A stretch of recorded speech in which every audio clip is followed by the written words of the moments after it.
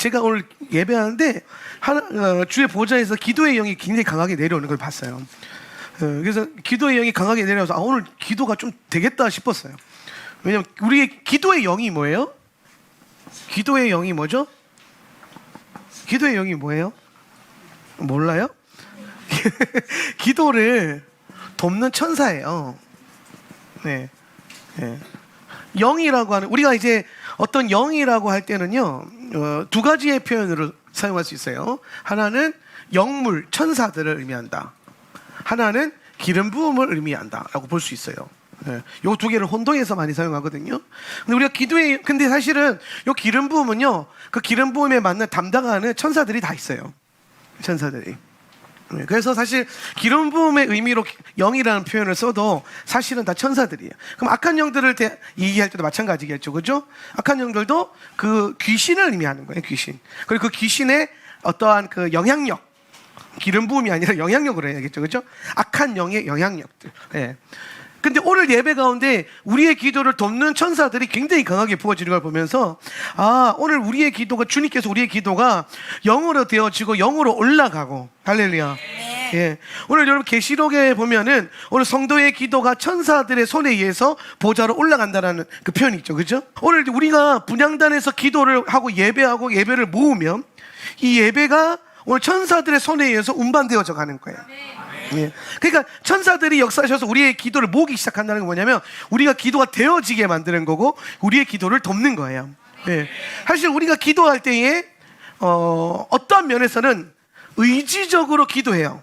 의지적인 기도가 필요해요. 예. 왜냐하면 우리의 영은, 우리의 몸, 우리의 육신과 혼은, 우리의 육과 혼은 기도하는 걸 원치 않아요. 예. 여러분 잘 보세요. 여러분이 왜 영의 깨어남을 사모해야 되는가? 제가 몇 주간 영의 깨어남과 부르심과 훈련에 대해서 계속 체계적으로 설교했어요. 기억나십니까? 네. 레크레카 뭐예요? 깨어남, 영의 깨어남을 사모해라. 내가 영의 사람이고 영의 깨어나기를 간절히 원하는 그 사모함이 있어야 돼요. 저는 요즘에 최근 아침에 일어나면 예언적인 루틴을 해요. 예. 이게 한 며칠 됐는데 이게 무슨 말이냐면 각자 아침을 루틴이 있지 않습니까? 그죠? 원래 제 루틴은 냉장고였거든요. 원래 제 루틴은 냉장고 열었을 때 빡 하고 오는 게 있어요. 막 은혜롭다. 막 냉장고 비어있으면 갑자기 막 루틴이 떨어지고 막. 예. 뭘 대단하게 먹지는 않아도 뭔가 아침에 일어날 때 냉장고를 열어서 아침에 일어나면 배고프잖아요. 배 안 고파요? 그렇구나. 저는 배고파요. 아침에 일어나면 배고프거든요. 아침에 일어나면 배고파 이러면서 일어나요, 저는. 예. 잠들 때 어떻게 해요? 배고파 이러고 자고요. 일어날 때 배고파 하고 일어나요. 너무 육적이죠, 그죠? 예. 잘 때도 주님, 일어날 때도 주님 이래야 되는데 아니에요. 육신이기 때문에. 예. 그래서 아침에 일어날 때 냉장고 문을 열었을 때 뭔가 먹을 게 많아 보이고 해서 물 한 잔 딱 마실 때 그 올라오는 그 루틴이 있거든요. 예. 그리고 이제 아침에 뭐 샤워하거나 씻을 때 또 저는 이제 그걸 되게 느끼는 걸 되게 좋아해요. 그런 어떤 힘을 받아요. 오늘 기분 좋겠구나. 그런데 어느 순간 어떤 그 CEO의 책을 읽었는데 그 사람이 아침에 하루에 2분을 딱 투자를 한대요. 루틴에. 뭐에 투자하냐면 누워서 일어나서 오늘 자기가 하는 일에 대해서 긍정적으로 선포를 한대요. 자기가 하는 계약이 잘 될 거고 만나는 사람들이 잘 만나질 거고 막 그런 걸 2분 동안 하고 일어나면 뭔가 아침에 기운이 난다는 거예요. 그걸 그 사람들이 말하는 어떤 그 세상 사람들이 말하는 자기 개발, 적극적인 뭐라 그럴까요? 적극적인 사고방식, 뭐 여기서 오는 루틴이죠. 예. 근데 제가 생각했을 때 저거를 예언적으로 하면 참 좋겠다 이 생각이 들던 거예요. 그 책을 읽으면서. 그래서 제가 그 다음 날부터 아침에 딱 눈 뜨면요 누워가지고 오늘 내가 해야 될 일들 딱 바라보면서 예언적으로 선포하는 거예요. 오늘 내가 뭐 부흥회를 해야 되고 집회를 강의를 해야 되고 오늘 내가 만나는 모든 강의의 학생들이 오늘 명철의 영이 임해가지고 내가 막 한마디를 하면 10마디를 알아들을 것이고 막 이런 내가 만나는 사람들에게 나는 좋은 영향력을 줄 거고 나도 좋은 영향을 받을 거고 내가 또 누구랑 만나기로 했는데 내가 그 사람부터 뭔가 귀한 선물을 받을 거고 나도 선물을 줄 거고 이런 예언적인 선포들을 아침에 일어나서 눈 뜨면서 눈 감고 해도 또 해야 되는데 오늘 하루 있을 일도 대충 알잖아요. 뭐 할지 여러분이 그거에 대해서 선포를 하는 거예요. 예. 그냥 뭐 기도해라 이게 아니라 누워서 그런 걸 바라보세요. 믿음으로.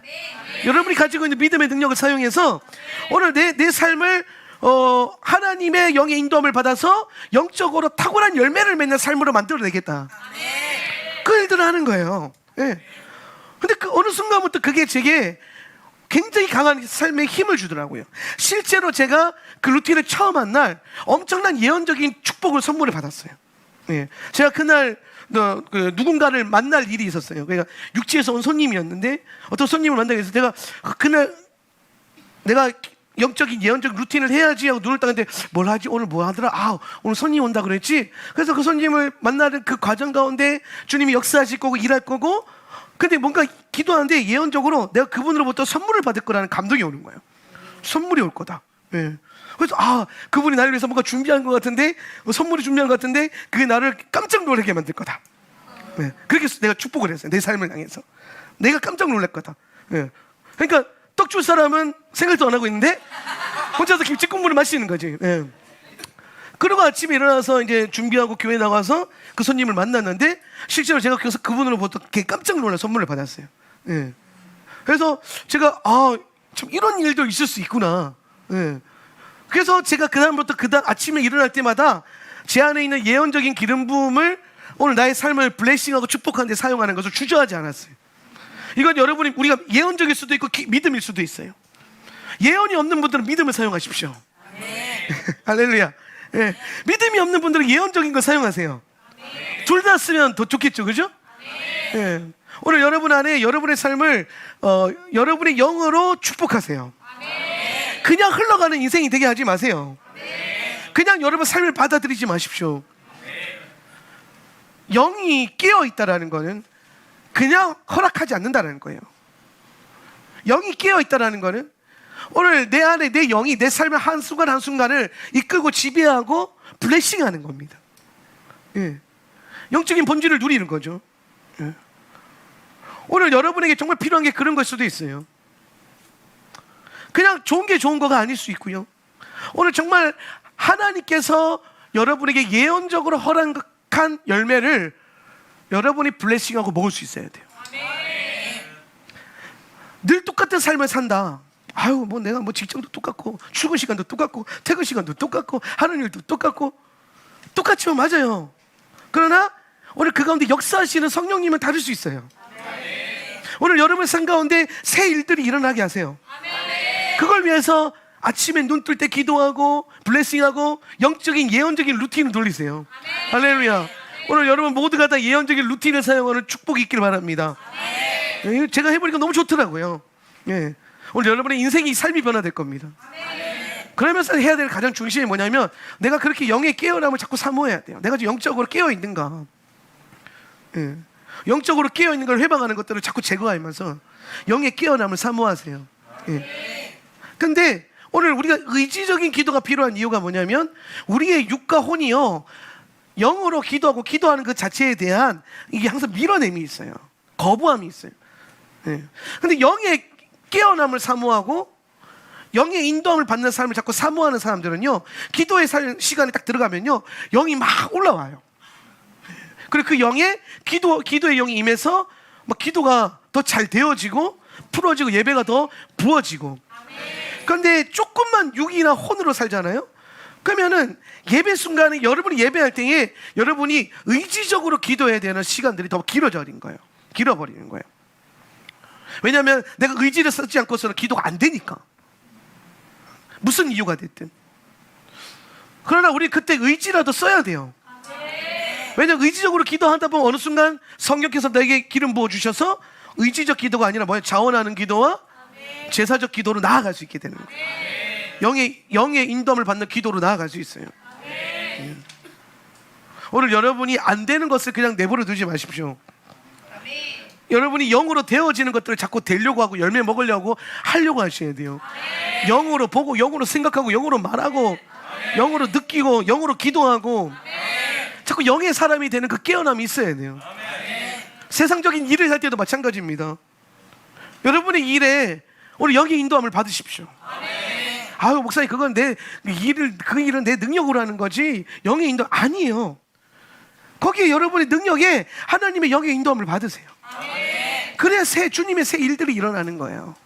할렐루야. 예. 여러분이 무슨 일을 하든 무슨 작업을 갖고 있든 그 일에 성령님이 어떻게 일하실지를 기대하면서 성령님 일하십시오 하고 들어보세요. 새 일들이 일어날 겁니다. 우리가 이렇게 계속해서 예언적인 삶과 사역이 우리 가운데 굉장히 중요해지는 시간에 우리가 들어가고 있어요. 마지막 때는 예언의 시대죠. 여러분이 요한계시록을 저와 함께 공부해봐서 알겠지만 마지막 때에는 예배도 그냥 예배가 없어요. 새 노래와 예언적 경배로만 풀어지는 거예요. 네. 내 생물의 예언적인 스피릿, 오늘 24장로의 권위 있는 그 영의 기름 부으심, 그걸로 말미암아 예언적인 노래가 되어지고 선포되어지고. 네. 오늘 하원나 세터 처치가 장차 올 마지막 때를 대비해서 훈련해야 될 가장 중요한 기름 부음은 예언적인 영이 부어지고 예언적인 기름 부음이 여러분의 삶에 일반적으로 풀어지는 거예요. 예. 그것은 뭔가 신비한 게 아니에요. 자연스러워져야 돼요. 오늘 성령 하나님이 여러분 삶 가운데 역사하시는 게 자연스러워지셔야 돼요. 그리고 여러분 안에 그것에 대한 원함이 있어야 되는 거예요. 영적인 원함들이 정말 중요해요. 똑같은 일이라 할지라도 예언적으로 원할 때에 오늘 하나님께서 선포하시는 말씀으로 역사하세요.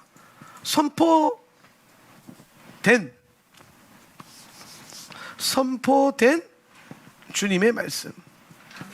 예. 자, 우리가 믿음의 말씀이라는 게 있어요. 믿음의 말씀. 이 믿음의 말씀이라는 게 뭐냐면 오늘 성경에 있는 하나님의 말씀을 믿고 될 줄로 믿고 선포하고 나아가는 겁니다. 네, 이게 믿음의 말씀이에요. 어떻게 보면은 그 20세기 교회들 가운데 강력한 부흥의 파도를 일으켰던 가르침 중에 하나가 이 믿음의 말씀이 회복되는 거예요. 교리도 아니고 어떤 교훈도 아니고 말씀 그 자체를 믿어가지고 하나님의 역사가 나타나게 하는 것. 네. 그래서 엄청나게 강하게 이 열매들이 나타났어요. 근데 오늘 이 믿음의 분량이 각자 또 다 다르다는 거를 우리가 이 훈련을 통해서 인정하게 됐어요. 교회들이. 예. 그러니까 예를 들어 이런 거예요. 어떤 사람들은 믿음을 갖고 선포해서 나아갔는데 열매를 얻었고, 어떤 사람은 똑같이 믿음을 갖고 나아갔는데 열매를 못 얻은 거예요. 예. 실패를 한 거죠. 그게 뭐가 문제냐는 거예요. 뭐가 다르냐는 거예요. 예. 조인기 목사님이 쓰신 4차원의 영적 세계를 보면 여의도 순복음교회 처음에 여의도에 세울 때에 20억인가 건축비가 필요한데 오늘 그 돈이 없었어요. 돈이 없어가지고 막 진짜 빚쟁이들한테 쪼들리면서 막 기도를 하셨대요. 근데 어느 순간 하나님께서 20억이 그 여의도 순복음교회 가운데 주어진다라는 믿음이 딱 생기는 거예요. 하나님 그렇게 그 선포된 말씀으로 레마로 딱 주신 거예요. 그래서 그 말씀을 믿고 20억이 당장 없는데 20억을 받은 줄로 믿고 선포한 거예요. 그래서 그렇게 기도하고 성도들한테 우리에게 하나님 20억을 주셨습니다 믿음을 선포하시고, 그러면서 함께 기도하고 실제로 그 20억이 나중에 들어와서 교회를 세우게 되는 엄청난 은혜의 역사가 있었어요. 예. 근데 그 책을 보고 수많은 개척교회 목사님들이 자기 믿음을 사용해서 교회를 건축을 하는 겁니다. 예. 그래서 막 2억, 20억까지 다 2억 2천만 원 이런 것들. 예. 그래서 그 기도하는데 믿음을 갖고 똑같이 선포했는데 하나님이 역사를 안 하신 거예요. 그래서 그 목사님들이 나중에 목회자 세미나한테 조영기 목사님한테 물어봤대요. 아니 목사님 책 읽고 우리 20억도 아니고 우리 2억 2천만 원 두고 기도했는데 하나님 안 주셔가지고 내가 빚더미에 앉게 돼가지고 교회 건축이 실패가 됐다. 뭐가 문제냐 얘기를 하는 거예요. 그러면서 이제 조영기 목사님이 하셨던 말씀이 뭐냐면 믿음의 말씀이 선포된 하나님의 말씀과 함께 역사해야 된다. 잘 보세요. 똑같이 하나님 말씀에 기록되어 있지만 오늘 성령 하나님께서 조영기 목사님에게 20억을 주겠다는 응답을 주셨잖아요. 그죠? 그 믿음을 받은 거예요. 예. 믿음으로 똑같이 선포하지만 조영기 목사님은 성령님께서 주신 말씀을 믿고 말씀을 받고 믿고 나아간 거고, 다른 목사님들에게 뭐가 없는 거예요? 선포된 성령 하나님의 말씀이 없는 거예요.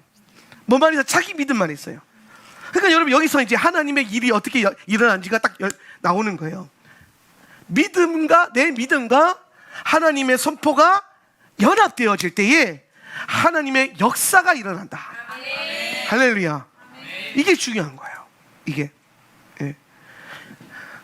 여기까지가 거의 한 1960년대에서 80년대 사이에 목회 부흥사들, 흔히 말하는 뭐 케네스 에긴이나 이런 목사님들이 썼던 그 신학이고, 이 신학을 조유기 목사님이 선포된 하나님의 말씀이라고 하는 레마의 개념을 가져와서 더 업그레이드를 시킨 거예요.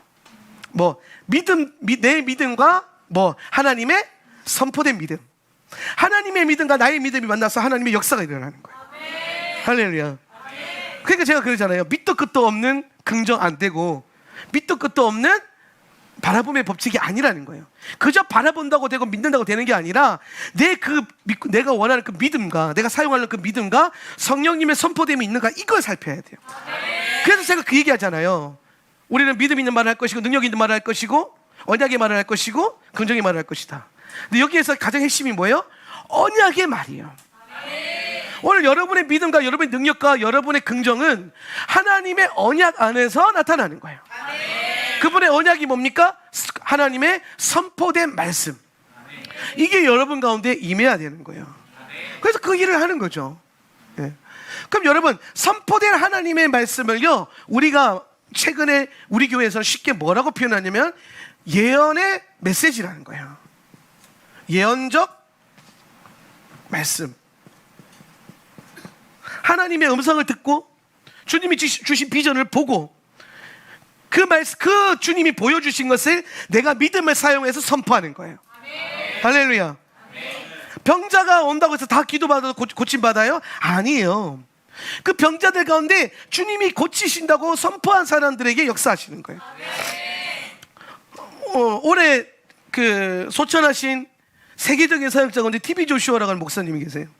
네, 이분은 뭐 그 자리에서 10조각 난 골절이 있는 사람을 기도해가지고 그 자리에서 뼈가 두두두 맞춰지면서 걸어서 나가게 만드는 엄청난 기적이 나타나죠.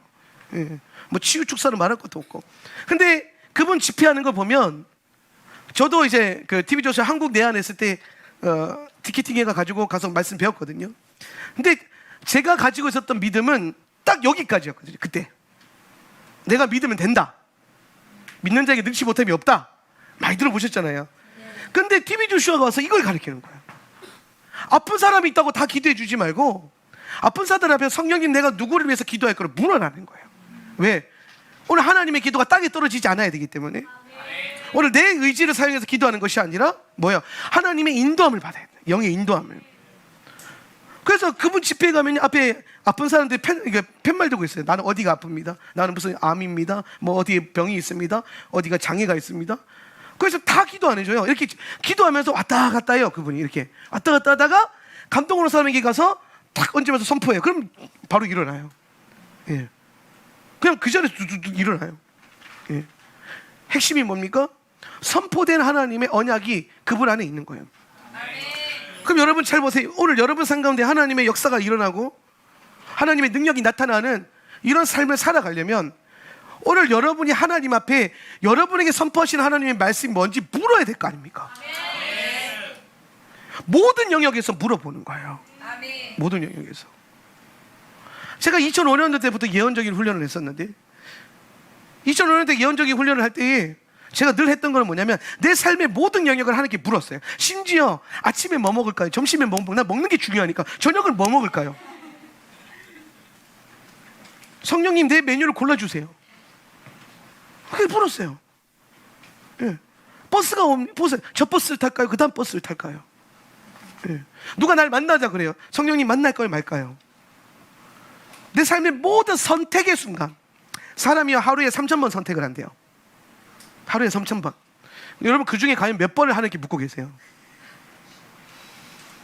일반적으로 사람이 3,000번을 선택해서 삶을 살아간대요. 평균적으로. 그 3,000번의 수많은 선택의 순간 가운데 여러분은 몇 번을 하나님의 영으로 인도함 받고 있습니까? 이게 지금 우리가 다음 시즌에 준비해야 될, 훈련해야 될 영역인 거예요. 우리는 0 그러지만 생각보다 영적이지 않다니까요. 왜? 영의 인도함을 못 받고 있으니까. 내가 영하도 영적이 되는 게 아니에요. 예배 가운데 성령님 임하세요라고 한다고 영적이 되는 게 아니라니까요. 예배 때 실컷 원한다고 해서 왔는데 물어보질 않으니까 성령님이 하실 일이 없으니까 다른 데 가신다니까. 응? 약간 그런 느낌이 아니에요? 오셨어. 분명히 오셨거든. 그죠? 근데 3,000번 동안 몇 번 안 물어보잖아. 그죠? 어떤 날에는 한 번도 안 물어본 적도 있지 않으세요? 그 수많은 선택의 삶 가운데. 뭐 그렇게까지 해야 됩니까? 예, 그렇게까지 하면 얼마나 좋을까요? 그렇잖아요. 못해서 그렇지 뭐. 할 수 있으면 얼마나 행복하겠습니까? 예.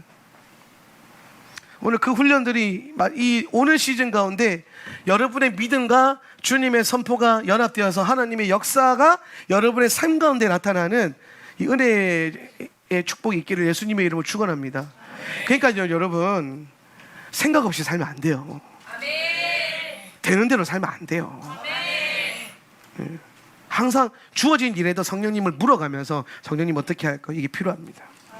특히나 마지막 때는요, 우리를 혼미하게 만들고 우리를 바쁘게 만들고 혼란스럽게 만드는 영들이 많아요. 그래서 우리가 이 성령님의 인도하심을 받는 이 감각과 훈련이 정말 잘 발달되어 있어야 돼요. 할렐루야. 자, 오늘은 다니엘 9장을 통해서 그 유명한 다니엘의 71회를 배울 거예요. 다니엘의 71회.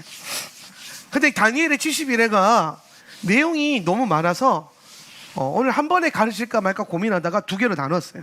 그래서 제가 다니엘의 71회가 뭔가, 자, 먼저 다니엘의, 이거 중요해요. 71회, 이거 좀 어렵고 중요한 거니까 잘 들으셔야 돼요. 이게 뭔가에 대해서 배우고 감각이 있어야 되니까. 그리고 이 71회를 계산하는 계산법이 있어요. 계산법. 그거까지 딱 할 거예요. 그리고 다음 주에는 그 계산법 안에서 주님이 허락하신 예언적인 축복들, 계시적으로 완성되어 가는 것들, 그리고 주님이 오시는 그 마지막 이래에 나타날 환란의 것들을 나누려고 합니다. 자, 하나님의 이게 71회라고 하는 거죠. 다니엘의 71회라고 우리가 하지만 사실은 하나님의 71회 계획이에요. 하나님께서 71회라고 하는 예언적인 계획을 세우신 거예요. 자, 24절 한번 읽어볼까요? 70주가 시작. 70주가 내 백성과 내 거룩한 성에 정해졌으니 이 기간은 범죄를 끝내고 죄를 완전히 없애고 죄악을 속죄하며 영원한 의를 가져오고 계시와 예언을 봉하고 지성소에 기름 부을 때까지다. 자, 여기서 여러분 중요한 게 뭐냐면요, 70주가 정해졌대요. 누가 정하셨어요? 하나님이 70주를 정하신 거예요.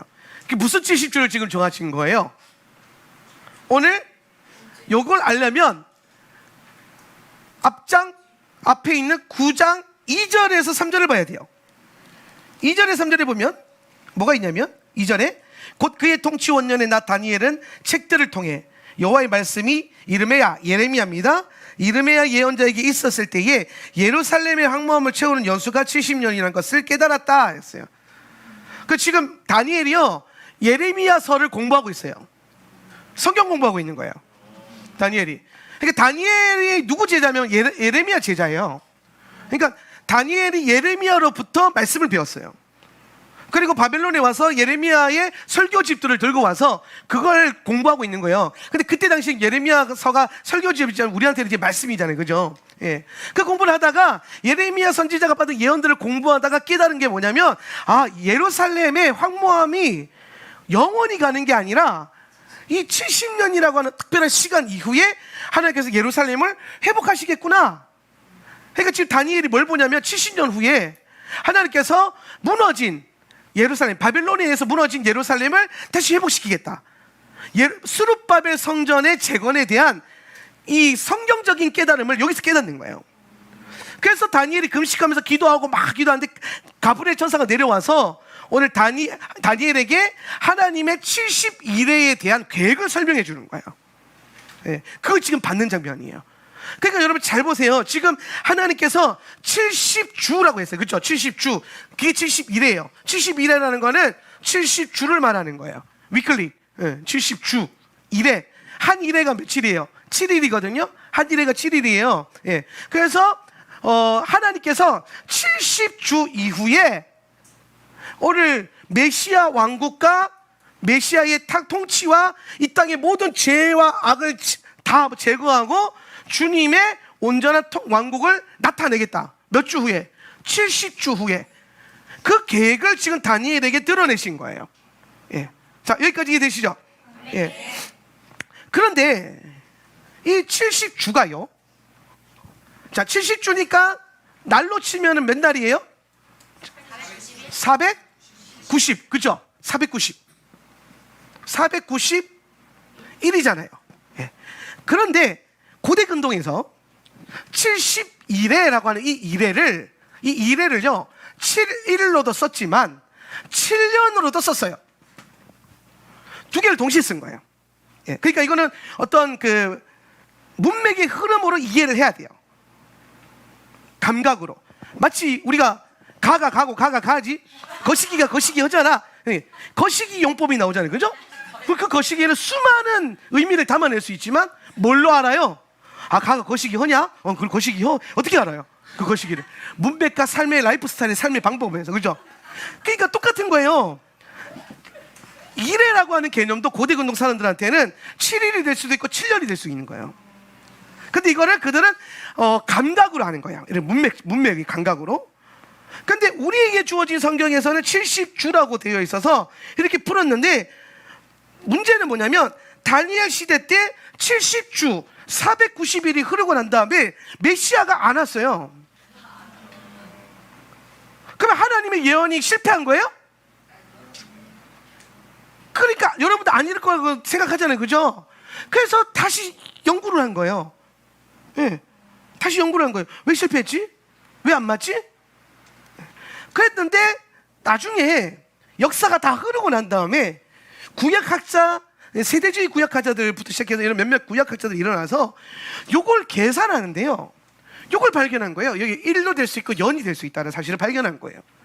그래서 이게 491이 아니라 490 0이 될 수 있겠다 라고 가정을 해서 계산을 한 거예요. 근데 이 계산을 하면서 엄청나게 놀라운 사실을 발견한 거예요. 예. 그게 뭐냐면, 자 보세요. 지금 하나님의 목적은 71회 이후에 뭐가 온다? 메시아 왕국이 온다라는 거예요. 천년왕국. 우리로 치면 천년왕국. 예. 완전한 주님의 의가 드러나는 그 천년왕국의 통치의 때가 71회 이후에 온다라는 게 하나님의 계획이에요. 예. 그런데 이게 70주 이후에 490일 이후에 오지 않았어요. 예. 그런데 역사가 지나고 난 다음에 연으로 계산해서 보니까 어떤 일이 벌어졌냐면, 자 보세요. 먼저 뭘 봐야 되냐면 25절을 봐야 돼요. 자 25절. 너는 알고 이해해야 된다. 예루살렘을 다시 지으라는 그 말씀이 나온 때부터, 요거 중요해요. 예루살렘을 다시 지으라는 그 말씀이 나온 때부터 지도자 마시아가 누굽니까? 예수님이죠. 그죠? 마시아는 메시아 예슈아잖아요. 그때부터 예슈아 때까지가 뭐예요? 7주라는 거예요. 7주. 그리고 62주 동안 강장과 해자가 다시 지어질 것이다. 괴로움이 더할 것이다. 지금 여기서 뭐가 나왔냐면요, 7주 나왔고 뭐가 나왔어요? 62주가 나왔어요. 62주. 네. 그래서 여기서 우리가 7주를 계산할 때에 7주가 먼저 나왔는데, 제가 이거 오늘 성경 공부하면서요 그 생각했어요.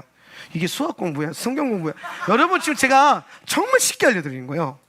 제가 17만 880일부터 시작해가지고 막 거기에 437일을 막 더하고 빼고 막 그 A4지 2장 되는 그 연구 논문이 있거든요. 그걸 눈알 빠지게 2시간 동안 봤어요. 그래서 내가 깨달았어요. 역시 신학 교수들은 쉬운 걸 어렵게 가르치는 은사가 있다. 그래서 내가 어떻게 하면 이거 쉽게 가르칠까 하다가 아주 심플하게, 자, 잘 봐요. 먼저 하나님이 7주에 대한 얘기했죠. 그죠? 7주. 자, 7주. 7주면 며칠? 7에 49. 49년.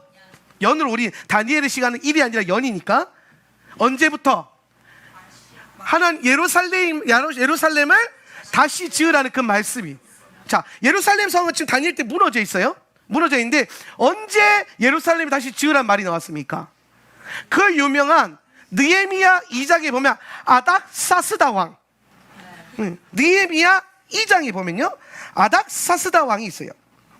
자, 아닥사스다 왕 시작.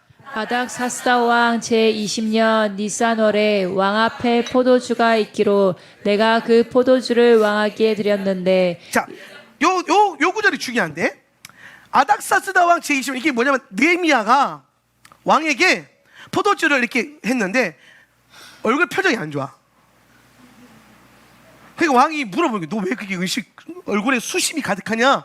그랬더니 막 느헤미야가 깜짝 놀래가지고 그렇게 하면 안 되거든요. 왕 앞에서 그렇게 하면 죽어요. 예, 왕 앞에서 표정 관리 못하면 죽어요. 표정 관리 정말 중요합니다.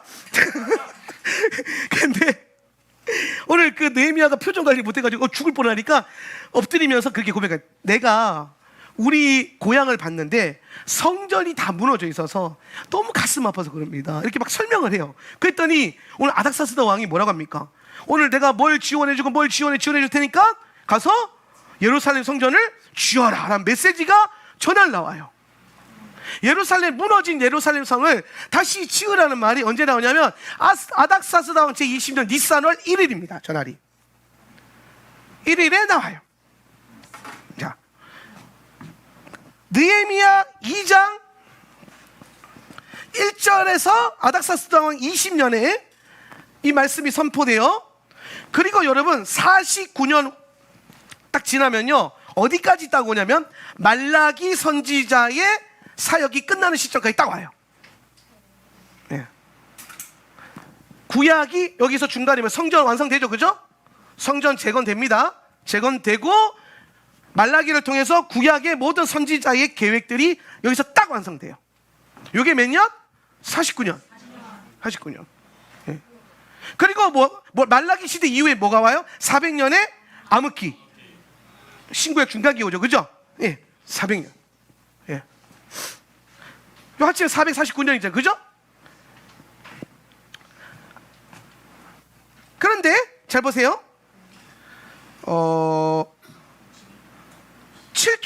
7주와 잠깐만요. 이렇게 이거 써놓아야 돼요. 이거 써놓고 다시 돌아와서 아까 7주와 몇 주라 그랬어요?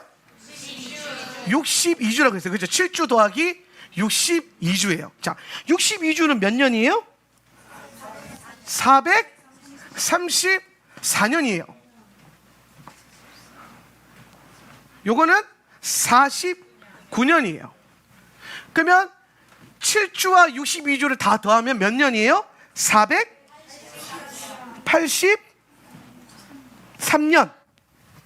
483년이에요. 네. 아까 하나님의 70일의 계획이 몇 년이 완성이라고 했죠? 90년이 완성이죠, 그죠? 90년이 완성이에요. 근데 지금 몇 년이에요? 483년. 예. 지금 다니엘에서 말하는 49, 434 더해서 483년. 이 말은, 자, 아까 그랬죠? 느헤미야에서 49년 오면 말라기 끝난다 그랬죠, 그죠? 그럼 다시 느헤미야에서 몇 년? 483년이 오잖아요? 요게 17만 3,880일. 81. 483년이. 왜냐면은 유대력, 우리나라의 그레고리안력은 1년이 365일인데 유대력은 360일이에요. 360일. 예. 그 360일로 계산하면 483년이 17만 3,880일이에요.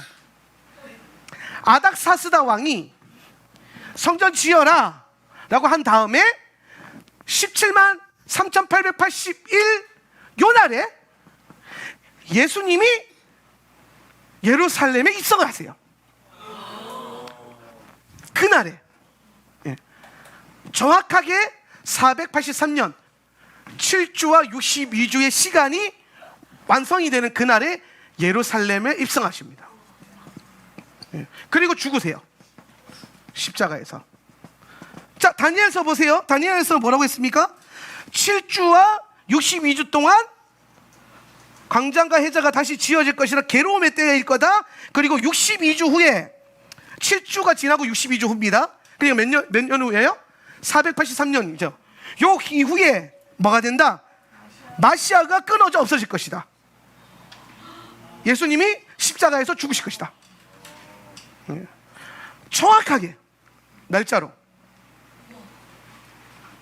놀랍지 않습니까? 이거를요, 성경이 년과 날까지 다 기록해 놨잖아요.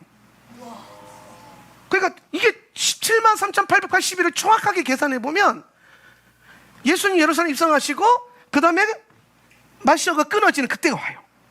그리고 뭐가 옵니까? 그 성과 성소가 장차올 지도자의 백성에 파멸시킬 것이나, 그러니까 이 성소는 뭐냐면 예루살렘 성전이죠, 그죠? 이 성전이 뭐가 된다? 파멸될 것이다. 이게 뭐예요? AD 70년 예루살렘 성전 파괴. 파괴된다. 그러고 나서 26절까지가 지금 예수님의 오심과 죽으심과 예루살렘 성전 파괴까지 계시가 되어 있고, 27절에 오면 27절에 보세요. 한 주 동안, 자, 아까 총 70주에서 7주 썼고 49주 썼잖아요, 그죠? 그럼 몇 주가 남았어요? 한 주가 남았죠. 한 주. 그러니까 이 한 주 동안 무슨 일이 일어나냐? 많은 자와 언약을 굳게 맺고 그 한 주 동안 중간에 그가 희생제사와 곡식제사를 그칠 것이다. 요 7년 남은 요 한 주가 7일이잖아요? 그런데 7년이죠, 이게? 지금 우리가 연으로 계산하고 있죠, 그죠? 그러면 요 7년 동안 뭐가 일어날 거다? 제사가 그쳐지는 일이 있을 거다. 자, 우리가 요한계시록 공부할 때 적그리스도가 거룩한 곳에 서게 될 때에 그때 행하는 두 가지 일이, 그곳에 서서 자기가 그리스도임을 선포할 것이고 우상을 세울 것이고 매일 드려지던 제사를 뭐 할 거다? 폐할 것이다. 그게 언제 일어난다고요? 마지막 한 주. 언제예요? 7년 대환란. 그러니까 여러분, 대환란이 왜 7년이냐? 그러니까 왜 분명히 사실 7년 대환란이 7년이라고 기록된 게 아니라 3년 반 합쳐서 7년이잖아요. 마지막에 그래서 7년의 그 일이라잖아요. 그 왜 하나님께서 7년의 시간 동안 예수님이 오시기 바로 직전에 많은 일들을 일으켜야 되는가? 그게 다니엘서에서 70일의 계획 가운데 69일에는 초림에 다 쓴 거예요. 69일에까지 초림 때 다 쓰고 마지막 한 일에 7년이 남았는데 그 7년을 언제 쓰는 거예요? 재림하시기 바로 직전에. 네. 왜냐하면 70일의 계획의 핵심이 뭐예요? 천년왕국이 오는 거예요. 천년왕국이 오는 거. 예. 다니엘이 받았던 모든 첫 번째 예언이 뭡니까? 7장. 다니엘 7장 한번 볼까요?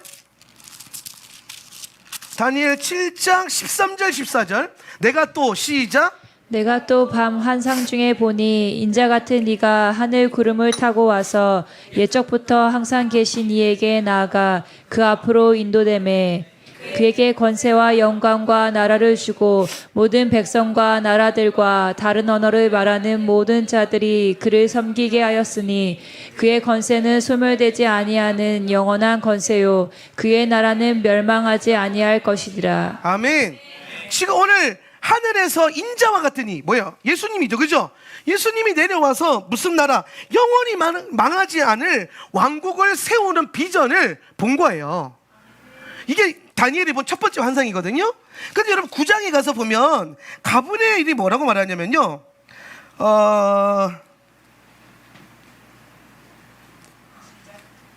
23절에 보면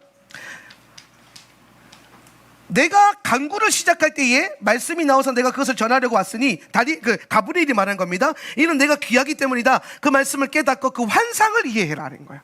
환상을. 다니엘이 받은 환상이 뭐였어요? 메시아 왕국이 오는 거예요. 영원히 망하지 않은 메시아 왕국, 천년 왕국이. 근데 이 다니엘은요, 자기 시즌에 이게 올 거라고 생각했던 거예요. 예. 그런데 그냥 지나갔죠. 그래서 이제 이 말씀이 봉해져 있잖아요. 좀 여러분 잘 보세요. 24절에 영원한 의를 가져온다, 이 일들이 있는데, 근데 계시와 예언을 봉하고 지성소에 기름 부을 때까지 봉해라 이 말이야. 이해되세요? 예. 여기서 말하는 지성소에 기름 붓는 요게 뭐예요? 예수님이 부활 승천하셔서 주의 보좌에서 당신의 뭐예요? 피와 기름을 부으시는 그 사건이죠. 그죠? 그 전까지는요, 다니엘의 계시가 봉해져 있다라는 거예요. 그러니까 예수님의 초림의 사역이 오지 않으면 다니엘은 안 열려요. 다니엘의 저 환상이 무슨 말이 왜 안 맞아? 하나님 거짓말인가 봐. 이렇게 수백 년이 내려오는 거예요. 483년을 그렇게 내려오는 거예요. 그렇게. 근데 예수님이 오셔서 다니엘의 69일회를 완성하시고 승천하시고 예루살렘 AD 70년에 멸망하고 이 일들이 일어나고 나니까 학자들에 의해서 다시 분석해 보니까 이게 일회가 1이 아니라 여드로 계산하니까 예수님이 정확하게 69일의 때에 아닥사스다 왕 20년부터 69일에 만에 예루살렘 오셔서 죽으시고 부활하시고 예루살렘 멸망하고 그리고 수많은 시간들이 지났죠. 이게 이제 우리가 흔히 말하는 교회 시대라고 하는 시대가 왔어요. 그리고 마지막 한 일회가 언제 임하는 겁니까? 이 한 주, 27절에 말하는 한 주 동안 뭐가 일어나요? 오늘 성전의 제사가 끊어질 거고 황폐해질 거다. 그러나 결정된 끝장냄이 황폐하게 되는 곳 위에 쏟아질 때까지. 그러니까 이게 뭐냐면 적그리스도의 일들이 일어나겠지만 그게 끝장날 거야. 그게 부어질 거야. 예. 그때까지 이 7주가 이제 돌아갈 거다라는 거야. 그러니까 지금 마지막 남은 7주는요, 뭐에 포커스가 한 주는 7일은 뭐에 포커스 남아 있냐면 적그리스도의 황폐하게 됨. 그리고 하나님께서 그 적그리스도를 뭐예요? 황폐하게 만들고 끝장내는 때, 적그리스도를 없애는 때, 거기에 사용하는 게 뭐다? 마지막 한 주라는 거예요. 마지막 7년. 예. 그래서 우리가 보는 거예요. 계시록에서 요한이 봤을 때에 저 계시에 합당한 일들이 전산년 반, 후산년 반에 걸쳐서 일어나잖아요. 그리고 이게 7년이 끝났을 때 예수님이 정확하게 오시잖아요. 예. 그러니까 마지막 한 주를 대환란 때에 쓴다. 이렇게 이해가 된 거예요. 예. 그러니까 우리가 예수님의 오심에 대해서 제가 왜 높은 텐션을 가질 수밖에 없느냐. 아마 여러분 주변에 예수 잘 믿는 사람들 꽤 많잖아요. 우리 교회 안 다니는 예수 잘 믿는 사람 많잖아요. 근데 여러분 그 사람들이 우리만큼 예수님의 재림에 대해서 텐션감 있게 살지 않을 수 있습니다. 그게 믿음 좋은 거랑 계시 안에서 깨어서 잘 가고 있는 거랑 다를 수 있어요. 근데 왜 이 교회는, 왜 한명진 목사는 매주 금요일마다 마지막 때에 대해서 그렇게 외치고 정신 차리라 그러고 그렇게 살면 안 된다 그러고 생명 걸어야 된다 그러고 꼭 그렇게 살아야 되나? 왜? 라는 의문이 나올 수 있잖아요. 꼭 그렇게, 아니 내 옆에 김지사는 예수 잘 믿는데 되게 평안하게 안 힘들게 교회 다니던데 왜 우리 이렇게 힘들게 해야 되나? 근데 여러분 성경을 보잖아요. 이게 지금요 하루에 오차도 없이 주님의 시간들이 이루어지는 걸 보면요, 오늘 주님의 계시가 여러분 다니엘서가 지금 상징이었어요 지금? 아니에요. 역사적으로 정확하게 일하셨어요. 예수님의 초림이 상징이었습니까? 아니요. 정확하게 6월절에 죽으시고 무교절에 장사되시고 초실절에 부활하시고 오순절에 성령 부어주시고. 그러니까 우리가 지금 계시의 말씀을 깨달아 갈수록 예수님의 오심이 이게 그냥 뭐 어떤 성경의 가르침의 한 부분으로, 그냥 내 믿음의 한 부분으로, 어떤 면에서는 좀 저쪽 뒤로 밀어놔도 되는 다른 낮은 순위로 살아갈 수가 없다라는 거예요. 다니엘의 70일회가 사실은 마지막 때 엔타임 종말론의 거의 꽃과 같은 거예요. 이렇게 살벌하게 일하신다고? 이런 느낌. 이렇게 정확하게 일하신다고?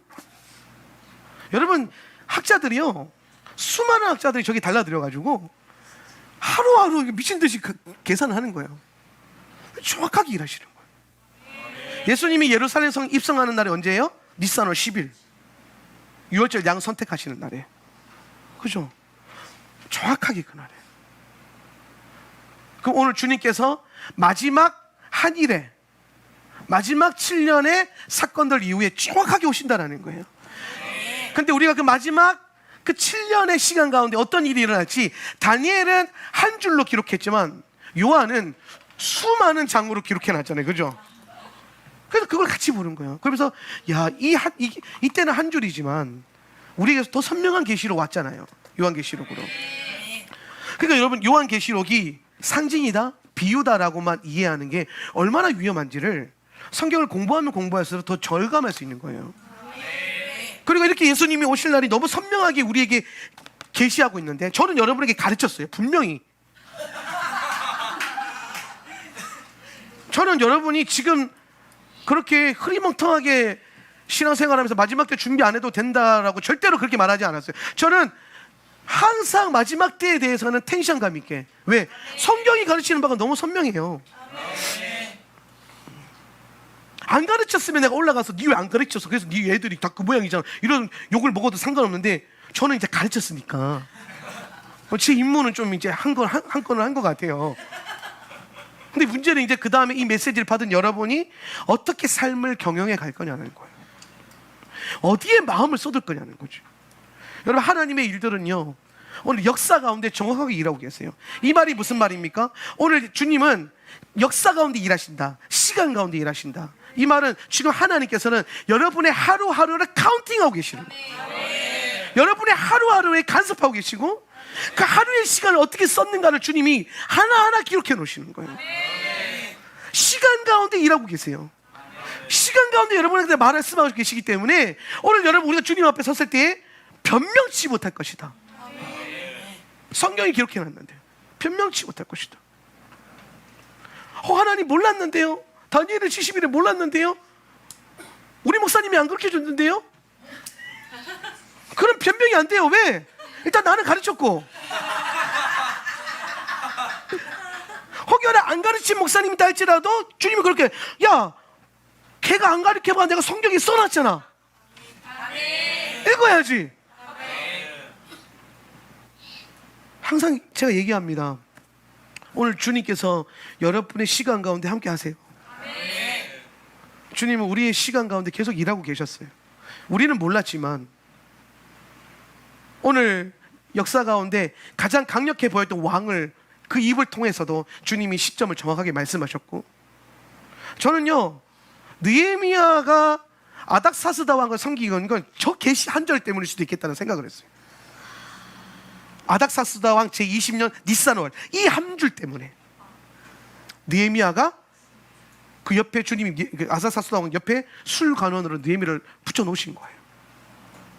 그럼 여러분 잘 보십시오. 오늘 여러분 주변에 있는 우리 교우들 혹은 여러분의 메신저인 제 설교가 여러분에게 어떤 면에서 본다면은 은혜롭게 들리고 혹은 도전이 될 수도 있지만, 어떤 면에서는 부담이 될 수도 있고 외면이 될 수도 있거든요.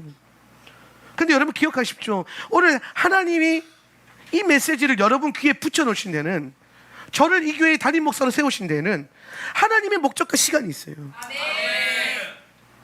여러분이 지금 이 자리에 앉아서 이 메시지를 듣고 있는 건 하나님의 의도가 있어요. 그걸 깨달아야 돼. 영으로 깨어나서 이 정확한 하나님의 말씀이 우리의 삶 가운데 성취되는 그날을 지금 공부하면서 마주하면서 준비하셔야 돼요. 아직 우리에겐 그 7년이 오지 않았어요. 주님은 그 7년을 준비하라고 우리에게 계속 말하고 있어요. 요셉의 저장 창고가 왜 필요합니까? 그 7년을 준비하기 위해서예요. 그 7년 가운데 주님은 정확하게 일하실 거예요. 주님께서 70일의 계획을 오늘 올 천년왕국을 위해서 준비하고 계실 때, 이 계시를 깨달은 여러분은 반드시 준비되셔야 됩니다. 그냥 살면 안 돼요. 그냥 자라면 안 돼요. 우리 아이들 그냥 자라면 안 돼요. 그냥 밥 먹고 크면 안 돼요. 그냥 어느 날 갑자기 키가 컸더라 그러면 안 돼요. 그 안에 예수님이 뭐예요? 육신이 자라고 영이 자라고 그 성품이 자라고 점점 더 사랑스러워졌더라고 했던 것처럼, 이 아이들도 오늘 계시의 말씀 안에서 깨어서 준비되고 자라고 덩치만 크는 게 아니라 영이 자라고 생각이 자라고 그 안에 있는 하나님 말씀이 자라서 장차 올 7년을 함께 준비해야 되지 않겠습니까? 오늘 이 시간들이 여러분에게 도전이 되고 자극이 되었으면 좋겠어요. 저는 이 70일회를 연구하면서 사실 되게 복잡하고 머리 아파서 중간중간에 쉴 때마다 막 승질을 냈어요. 내가 지금 수학 공부하는지 성경 공부하는지 모르겠다고. 지금 제가 너무 쉽게 설명했지만 여러분 이러한 계산법이 나올 때까지요 엄청나게 많은 계산이 있었어요. BC 583이 그 뒤로 빼가지고 뭐 고레스 왕이 그 한 년 전에 더 했는데 그것까지 막 1년까지 다 가져와가지고 다시 계산하고 막 390일 다시 집어넣고 막 그래서 내가 끝까지 해보리라 그러면서 막 클릭하면서 막 와 이게 하나가 그렇게 했더니 이해가 됐어요. 제가 감사히 이해가 됐어요. 와 근데 이 쉬운 걸 왜 이렇게 어렵게 가르치지? 그거잖아. 아닥사스다 왕 20년에 아닥사스다가 입으로 선포했어요. 조서를 내렸어요. 뭐 예루살렘을 치어라. 그때 이후로 69일을 딱 가보니까 예수님이 예루살렘에 입성하시네. 이 한마디 하면 되는 거잖아. 하나님의 시간. 그리고 우리도 그 하나님의 시간 안에 살고 있다는 거예요. 그리고 우리는 남은 주님의 시간의 계획인 한 일회를 준비하고 있어요. 계시 안에서 준비하고 때를 준비하십시오. 때를 준비해야 때를 살아갈 수 있는 거예요. 시간을 준비해야 영원이라는 시간을 누릴 수 있는 겁니다. 제가 지난주 설교했는데 어떤 분이요 방송으로 설교 듣고요 막 울었대요. 근데 그래서 왜 울었지? 은혜가 됐겠죠. 근데 지난주 설교를 들은 많은 분들이 저한테 그런 얘기하는 거예요. 자기는 목사님이 늘 훈련을 말한 게 듣기 싫었다는 거예요. 너무 힘들었다고. 근데 내가 지난주 설교 듣다 보니까 너 큰일 날 뻔했구나 생각이 드는 거예요. 내가 예복을 준비하고 있는데 그 예복이 훈련한 만큼 만들어지는 거예요. 말씀을 훈련한 만큼. 근데 제가 지난주에 배꼽티가 그렇게 은혜로웠다며 배꼽티로 영혼을 사실 거냐고. 드레스 발끝까지 내려가야 되는데 벌거벗은 구원 준비 안 된 거죠 그게. 그죠? 근데 여러분 그 벌거벗은 구원으로 영혼을 살아야 돼요. 너무 싫지 않습니까? 하나님의 시간이 더 가까워오고 있어요. 해야 될 훈련이 많아요. 오늘 여러분 안에 토라가 가르치는 이 훈련이라는 개념이 이제는 조금 뭐라 그럴까 부담을 넘어서 여러분에게 좀 간절해졌으면 좋겠어요. 이렇게 살면 안 되는 거구나. 예수님을 저렇게 믿으면 안 되는 거구나. 이게 힘든 건지 알았는데 이게 정상이구나.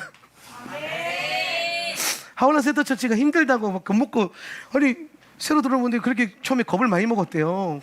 힘들다고 소문이 그렇게 많이 나가지고 내가 생각해 뭐가 힘들어? 근데 힘들 수 있겠더라고요. 근데 뭐 겁을 먹고 들어왔든 와가지고 좀 힘들었든 상관없이 이제 여러분 안에 이게 조금 도전으로 일어났으면 좋겠어요. 야 이렇게 살면 안 되는 거구나. 신앙생활 이렇게 하면 안 되는 거였구나. 정신을 이렇게 팔고 다니면 안 되는 거구나. 영을 깨워야 되는 거구나. 영이 잠들고 큰일 나는구나. 여러분의 영을 무감각하게 두지 마세요. 정말 깨어나십시오. 그리고 오늘 이 말씀이 여러분에게 여러분의 잠든 영을 깨우는 말씀으로 좀 찔려지고 들어오고 새겨졌기를 간절히 바랍니다.